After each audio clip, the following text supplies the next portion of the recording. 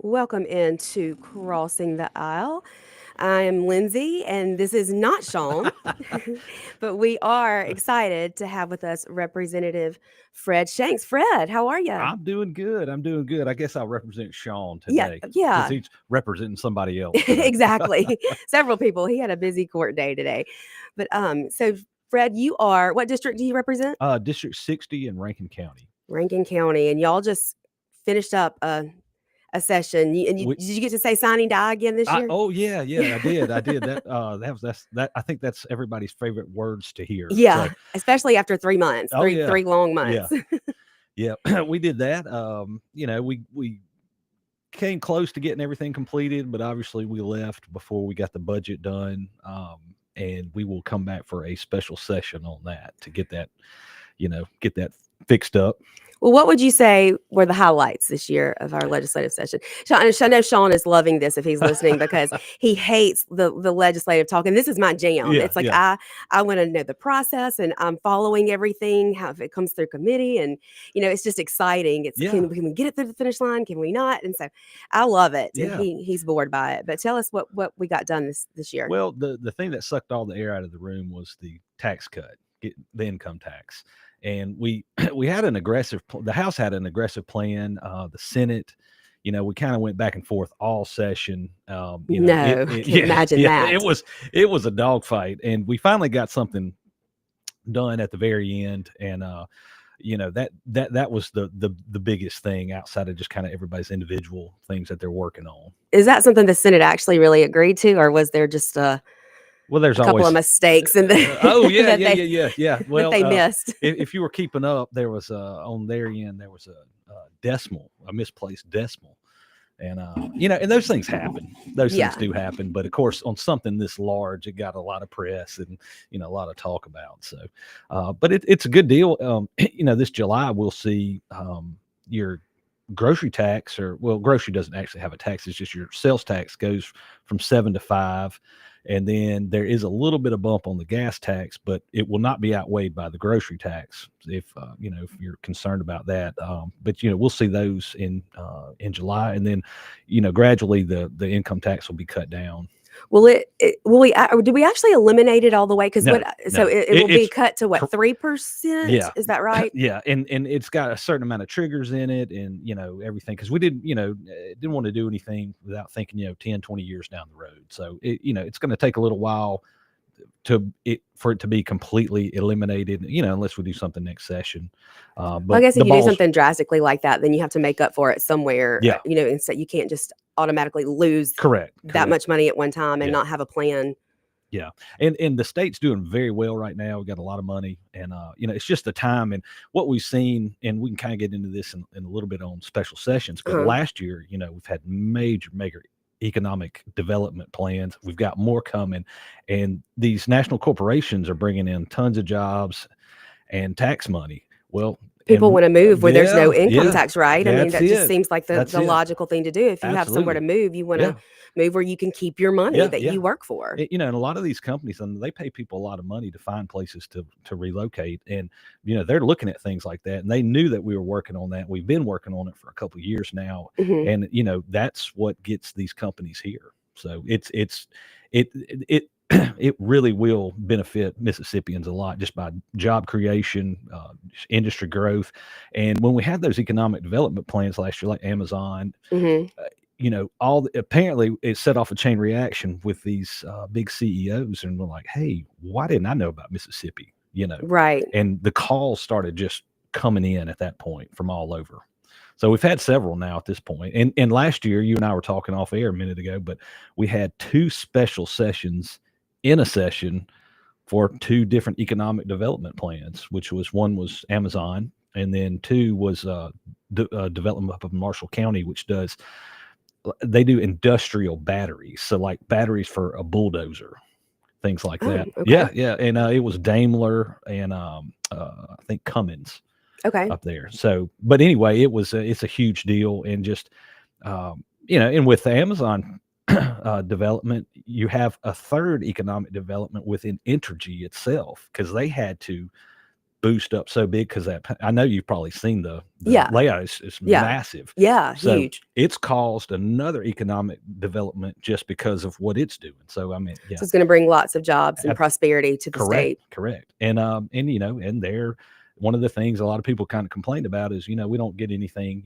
west of I-55. Well, that is, and Right. they're actually going into Hinds County. They'll be doing a lot of things in Hinds County as well.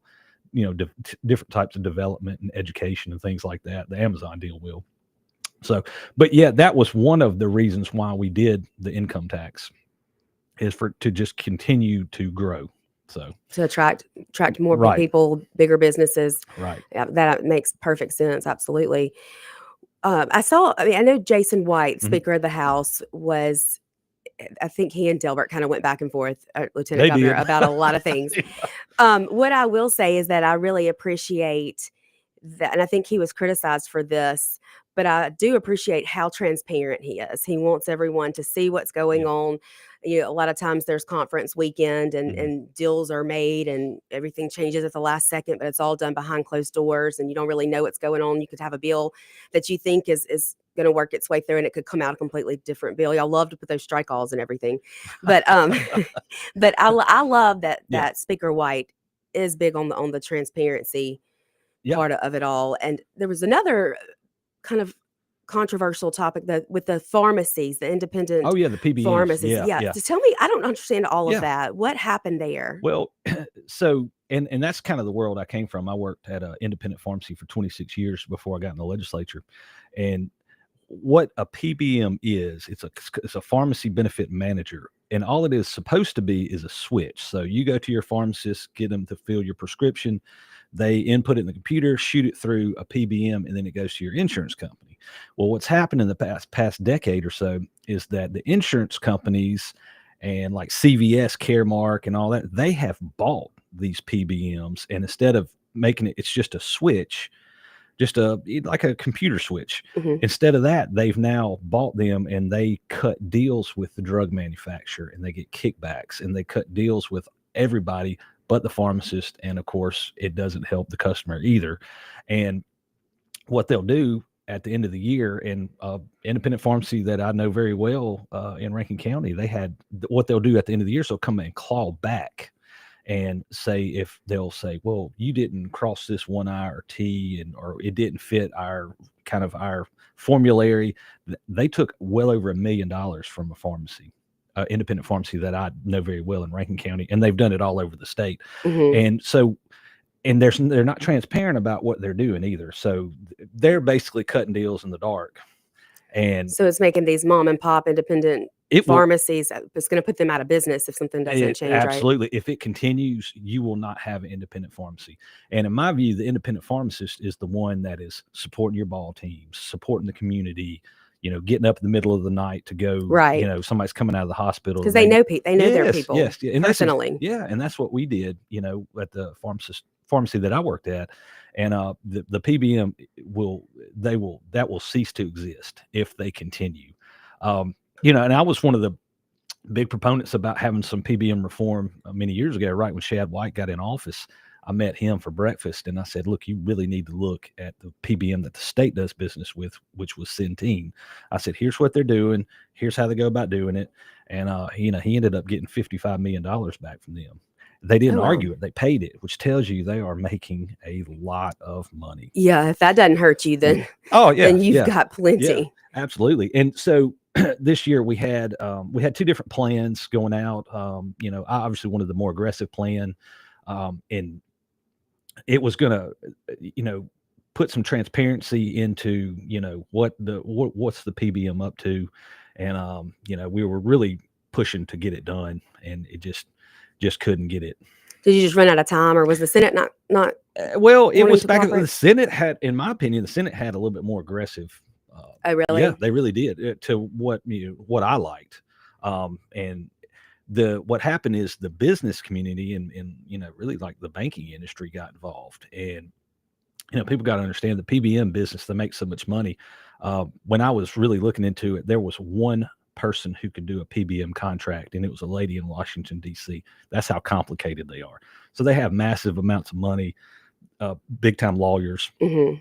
And I just think they sold a narrative that I don't agree with, and that I think is false to the business community, and mainly like the bankers, is that this is going to raise cost, and it kind of spooked them a little bit, Yeah. and kind of you know, raise that across, all businesses who are, to their employees and their insurance plans, and I think that started kind of trickling into the capital, and so people, That fear mongering. there you go, and people who are not familiar with it like I was, they didn't know what to do, and of course they're getting calls from their district, and There's a Nancy Loom in every topic, I guess.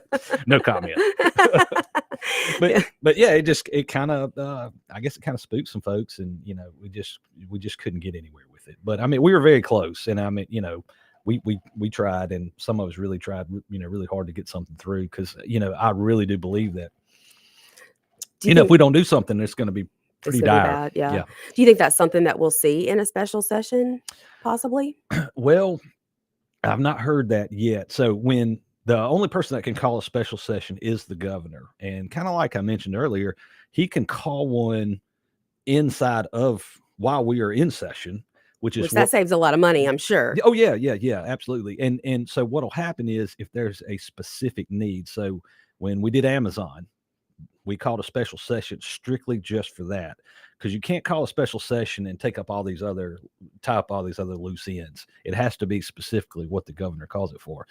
So we we so we had two of those last year for the two different economic development plans. And what we'll do, I have not heard of PBMs getting brought back up. It certainly could. I haven't heard just yet, from the governor, but we did not finish the budget, which we obviously have to do, I think, by the end of June. And, the governor's already come out and said he's calling a special session on that. And he also mentioned the Tim Tebow Act. He did. Are you familiar? You're familiar with that? That's that's my topics. Like, he mentioned school choice, he mentioned the Tim Yeah. Tebow Act, and he mentioned the parental bill of rights, Yeah. which I think it's crazy that in Mississippi we can't seem to get that done, Yeah. because it is so conservative and we have a super majority, and it just, I think, seems to take a back seat to Yeah. other big topics, and Yeah. kind of just fizzles out, is what has seemed to happen with the parental rights bill. But he mentioned those three issues, and then I think the CON laws. I think that was what the Yeah. other thing he mentioned, possibly coming up in a special session. So we're up against our first break, but when we Okay. come back, I want to hear kind of how the special session works, Mhm. and how many topics he can put in there, and how, of course, it doesn't have to go through committee. It's a lot different Yeah. of a process than when you're actually in a normal session.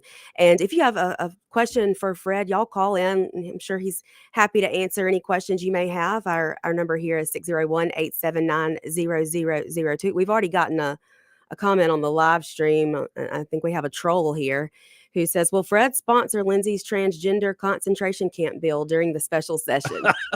That's Sean. So he's got jokes. Y'all stay with us. We'll be right back here at WIAB.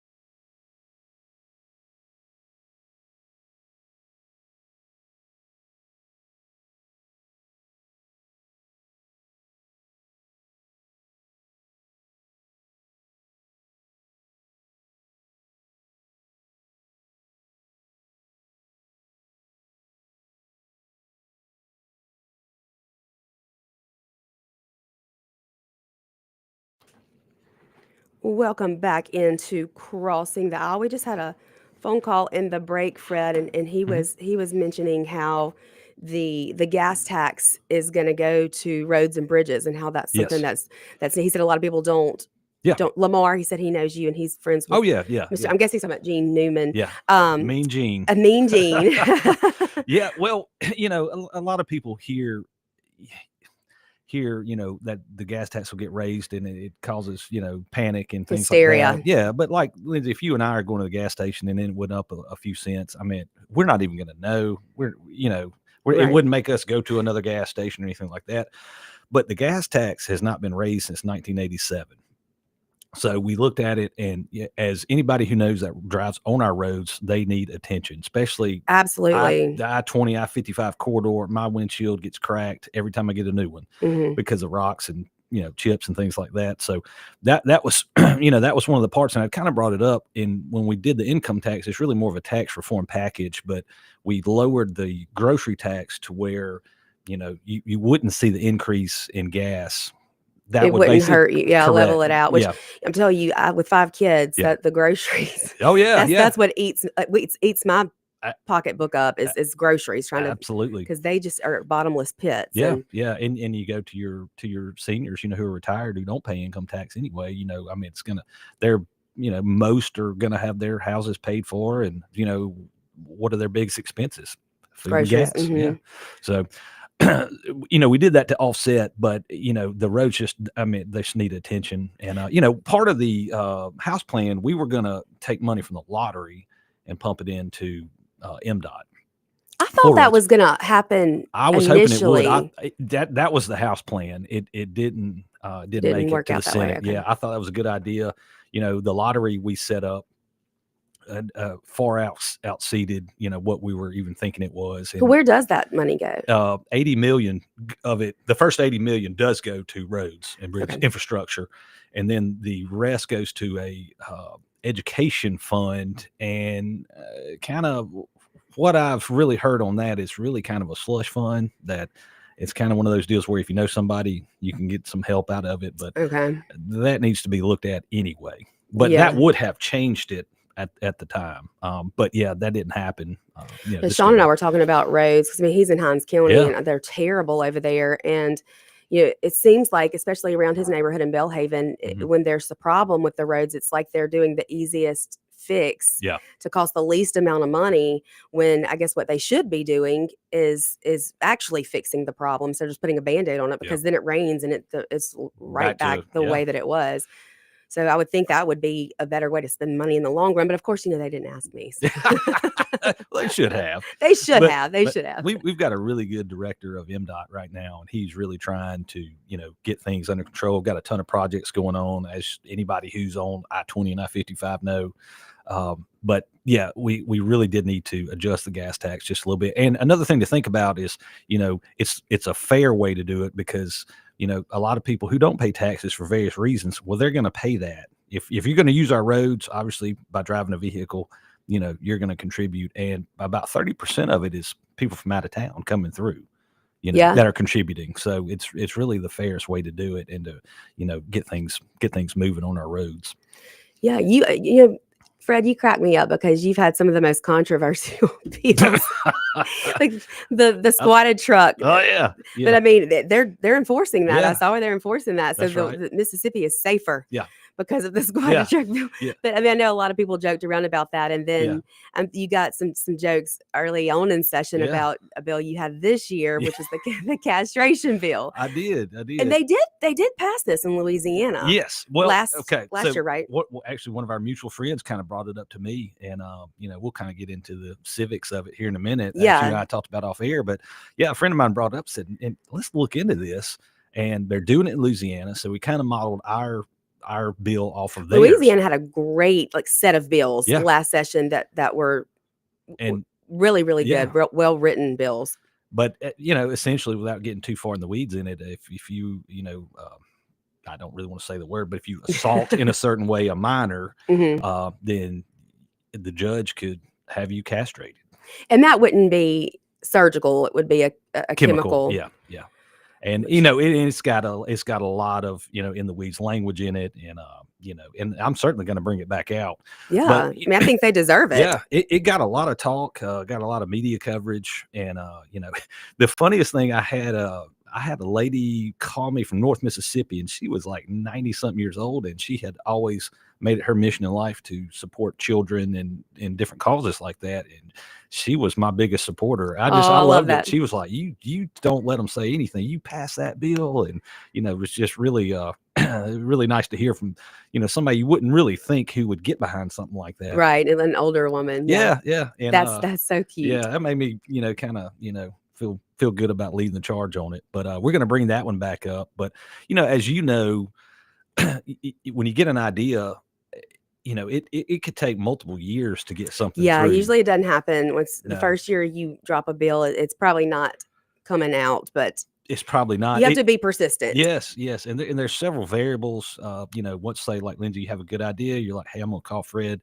and see if he'll. And I want to encourage Yeah. everyone to do that. Yeah. I have a great relationship with my representative, Jill Ford. Yeah. She answers my phone calls every time I call her. She probably doesn't want to some of the time, but she does. And She's a good one. She does. And she listens, and Yeah. she has always been supportive and worked on things that I've asked her to. Yeah. So if you don't know who your legislators are, you really need to find out and look it form up. relationships with them, because they will. I know, Fred, you will answer calls on the floor. Oh yeah, all the time. And listen to what your constituents are saying, because you're there to represent them, to fight for them. Absolutely. That's number one. Find out who your representative and who your senator is. Mm-hmm. And then, if you have an idea or something you don't like, like, I don't like this, you call them and hey, this is what I'm trying to do. What do you think? And there may be something that they've worked on in similar or in the past, like, hey, that's, it's like, you could come to me and say, Fred, I don't like, red stop signs. Let's make them green. Sounds great. So I'll start working on it. I'll get with our lawyers. They'll kind of research it. They'll see if some other states have done it, kind of like on the castration bill with Louisiana, and then they'll write a bill up. And that's what I love about Moms for Liberty, is that I can be prepared to come to you guys, because I have a group that can help me with language in other states, what's worked, what hasn't, what we're seeing legislators agree to pass. Yeah. And so I love that I have that, but a lot of people don't. But you can still go to your representative or your senator, your legislators, and say, hey, this is my concern. I think that's what happened with the squatted truck bill, right? Yeah. I mean, it sounds kind of funny, but I had a lot of my judges and law enforcement were coming like, hey, these things are like dangerous. Here's why. Here's what's happened. And different cases like that. It's not just that, I'm a big car guy. I'm a hot rod guy. It's not like I don't like them, and I think some people kind of spun it that way, like, oh, he just doesn't like it. No, that's not it at all. It's a safety issue. I've seen a lot of people thank you for it too, though. Yeah. Oh yeah. The support for that is far outweighs the negative. But I mean, I had people calling me from California on that. Really? Yes. I mean, it's kind of funny, but it was a safety issue, and it got a lot of media attention, and that was kind of one of the reasons why, it helped put it on everybody else's radar, because you got to think about it. If I go in with your bill, Lindsey, and I work it, well, I have to work the chairman of whatever committee. Right. That's what I was about to say. It's not just like you drop it and then y'all vote on it. Yeah. There is a very lengthy process. And it's hard for, some people in the House, for instance, turn in 85 bills that they would like to get passed. Well, that's obviously not going to happen, but it is very, very hard to work 2 or 3, which is what you got to do. You got to hone in on the ones you're really passionate about. Yeah, that, and the ones that you think these really have a chance. And just work amongst all the other things you have to do, but just working a couple of bills, and then whoever is wanting you to do it, they need to start calling other legislators. And activating everyone that they can, because you can't just get upset with your legislator if they don't get done what you ask them to get done, because you have to understand the process. I mean, it's got to go through, it's got to be assigned to a committee, and there's something like 6,000 bills or so that are dropped around that each session. It's got to go to a committee in the chamber where it was dropped, and then they may or may not take it up there. It's got to come out of there and then be voted on the floor. Then it's got to switch to the other side and go through another committee. And there's just so many y'all only have time to Yeah. argue so Yeah. many, especially when the Democrats want to take all day to argue DEI every time Yeah. it's brought up. So Yeah, yeah, yeah. I mean, you run out of that's time. you pretty much nailed it. That's how it works. Once the bill gets to on our side gets to the speaker, he assigns it a committee, and then it's got to get. Then if you, it's your bill, you got to have a good relationship with that chairman and work it. I mean, you got to be a salesman for it. You got to Yeah. really believe in it, You or can't just they're sit not going back. to take it Right. up. You can't just sit back and not talk about it. You've got No. to be talking to every member on that Yeah. committee and make sure that you have the votes in that committee. Yep. I mean, it's a lot of work. And so, like you said, you can really only focus as much time as you need to Yeah. on just a couple of bills that are extremely passionate Yeah. about. And I had one that kind of revamps the Board of Minimum Standards. That's one I'm really proud of. The Board of Minimum Standards keeps all law enforcement's certificates, and we kind of revamped that board, gave them some teeth to look into some issues, and actually have like an investigative component of it, as well as really enforce the training of it. Because at the time, only cities or municipalities would have like kind of CE continuing education training. Well, now it's statewide. It's everybody in law enforcement. Which it needs to be, obviously. Yeah. Well, that's going to give, that officer is going to be better trained. So it's better for him or her.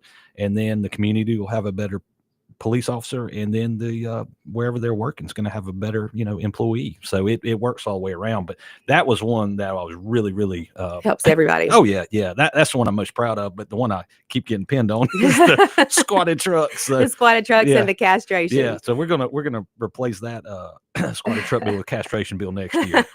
Let's do it. Yeah. I'm in full support. Yeah. All right, we're going to take our next commercial break. When we get back, we really are at this point going to talk about a special session and Yeah. break that down, what that looks like, what it costs the taxpayers, and when it might come up. And we're going to hash all that out when we get back. Y'all stay with us, WIB 103.9, right here with Representative Fred Shanks.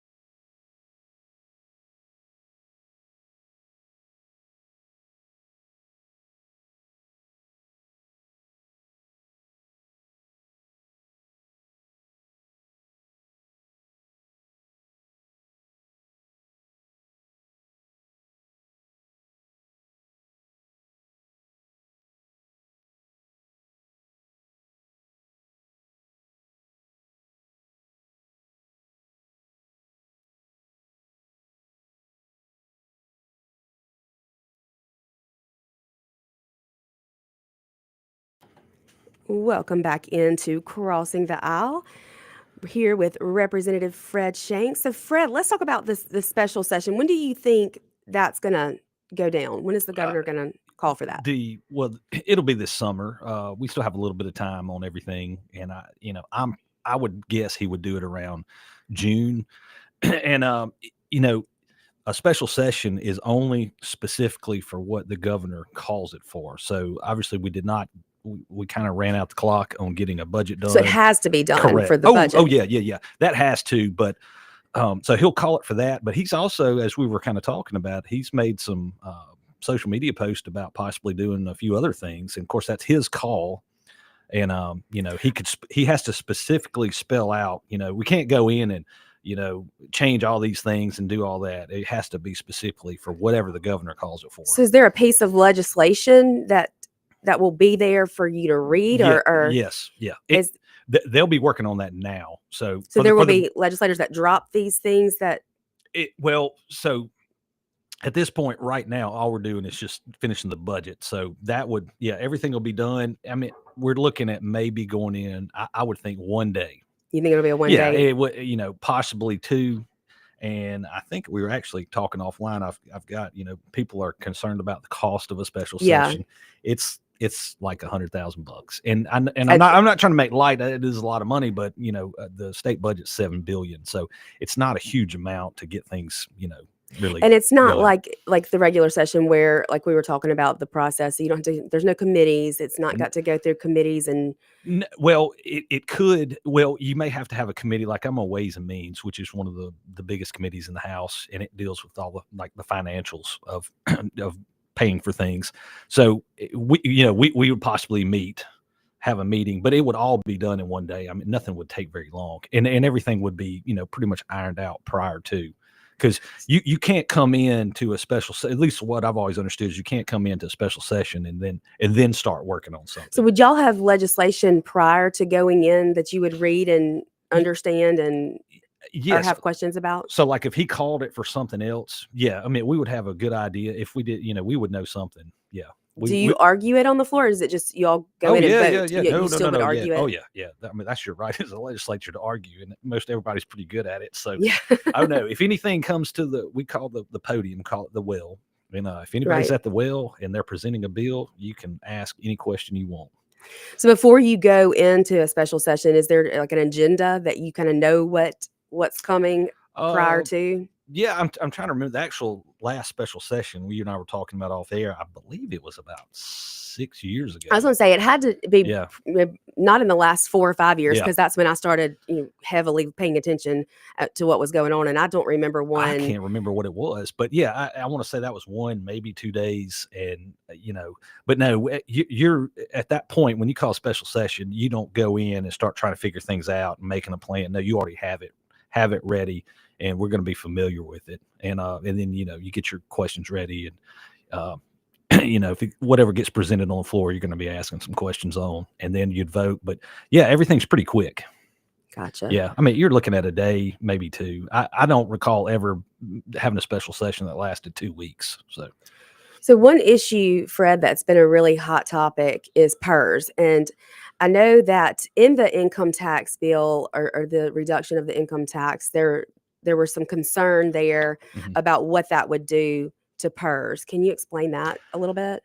Yeah, in the House plan, we had a good portion of the lottery funds going to PERS to shore it up, because you have to make some adjustments, not immediate, and nobody's in danger right now or anything, and it wouldn't even affect anyone right now. But if we don't change something down the road, we are going to be in big trouble. Oh yeah, you got to look 20 years down the road, because the retirement system, the current PERS system is very good. It's one of the best in the country. And, a lot of people go to work for the state because of that. Right. But we had to make some adjustments for the future. So one of the things we did, like I said, the House plan, it had a certain portion of lottery funds going to fund. Where did that money come from before the lottery? Just state invested, like just state income. Yeah, which we would do now, and we are going to inject money into it.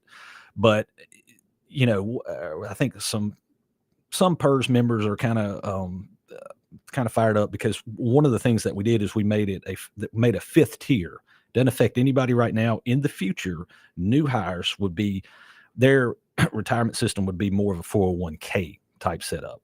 And, there's some thought that, well, people aren't going to want to work for the state because of that. And I don't necessarily agree with that, but, the state has an obligation to pay the PERS retirees. It's in the law that Right. we have to do. I'm in it. My brother's in it. My mom's in it. Like, I would never do anything to hurt it.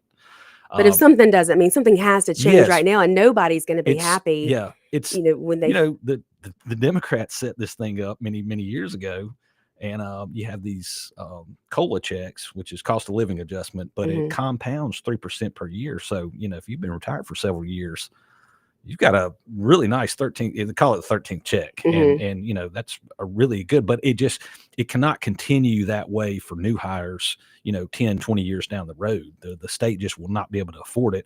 And then too, you've got the other part of the argument is that, if you don't work for the state, your tax money is helping fund this, so you have to kind of, remember the taxpayers too, who don't work for the state.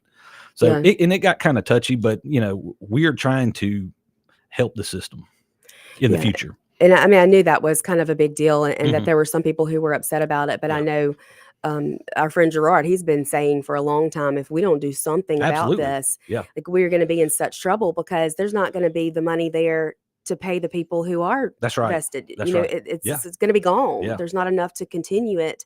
And if we don't make some changes and adjustments now, then it's just going to be really bad in the future. I mean, like you said, years down the road. Yeah. And, like I said, the state's obligated to, you pretty much, if you were in PERS, you have a contract with the state more or less. And, there's no reason to panic or pull your money out or anything like that. That would be the worst thing you could do. Right. But, we had to look 10, 20 years down the road to make sure it's viable, for new hires. And, we're doing that, and, things can change, and, we could come back and maybe tweak it, next year.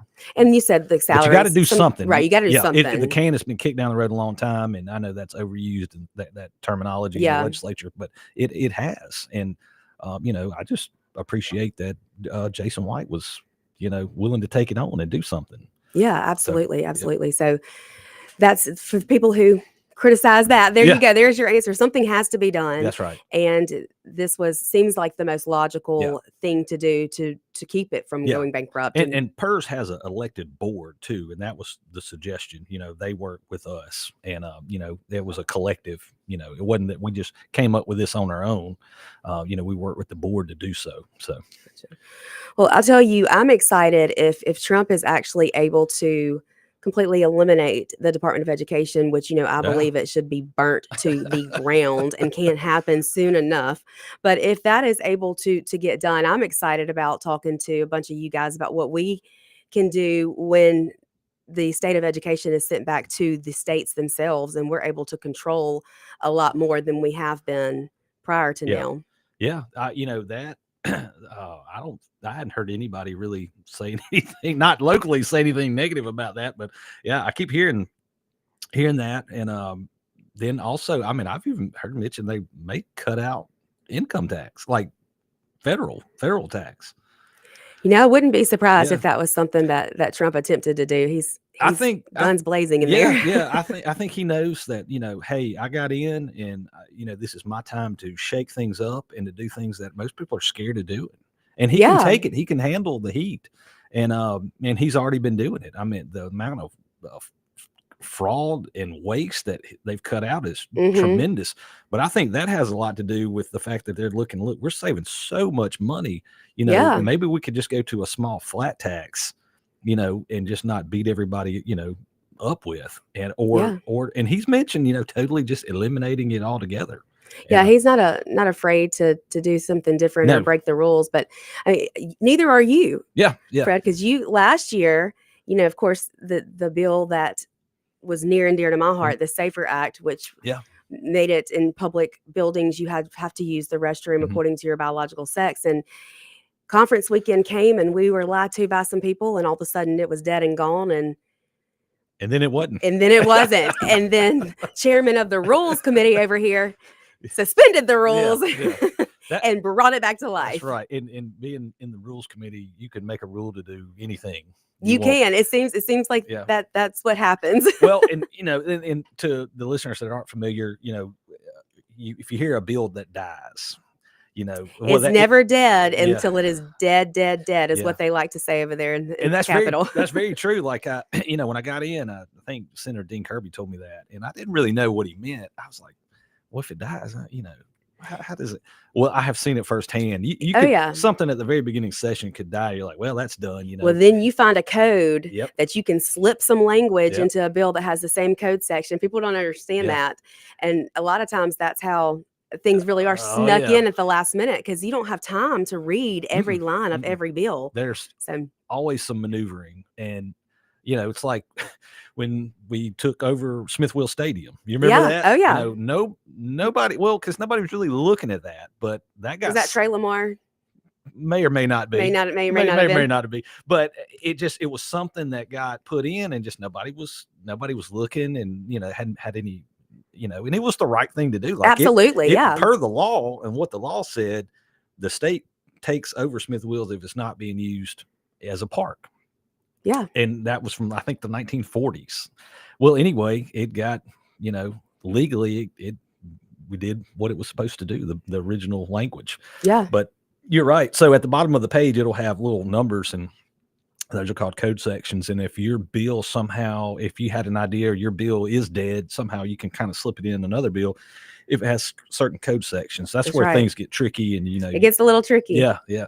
But that's But why it's also fun. Oh, I it is. love Yeah, it. It's yeah, like it's yeah. so it's a game. yeah, You yeah. got I to mean, play the game. we had quite a bit of that this year, but it also tells you have to read the whole bill. That's right. Because it'll be put in there, but have to read it. Yeah. A lot of people like to read just the first paragraph, which we call the short title. Yeah. And you're like, okay, And that does not tell you everything. No, you've got to read the whole thing. And some are 50 pages, so Yeah. it takes a minute. Yeah, it does. Well, we're up against our last commercial break, but you guys stay with us. We'll be right back here with Representative Fred Shanks on WYAB.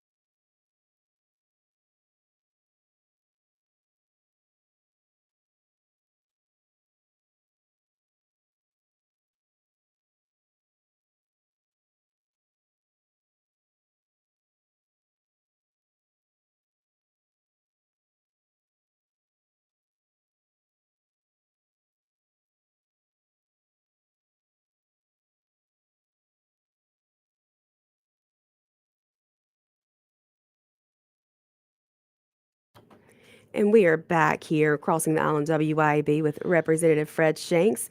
We don't have but about a minute. So, Fred, tell Yeah. everybody where they can find you and how you can help them. Yeah. If anybody has any questions or, comments or, anything, just or want to know how the process works, the best way is just find me. I'm easy to find on Facebook and send me a message, and I'll be glad to talk to you. And or if you can get a hold of Lindsey and she can connect us, I'd be glad to.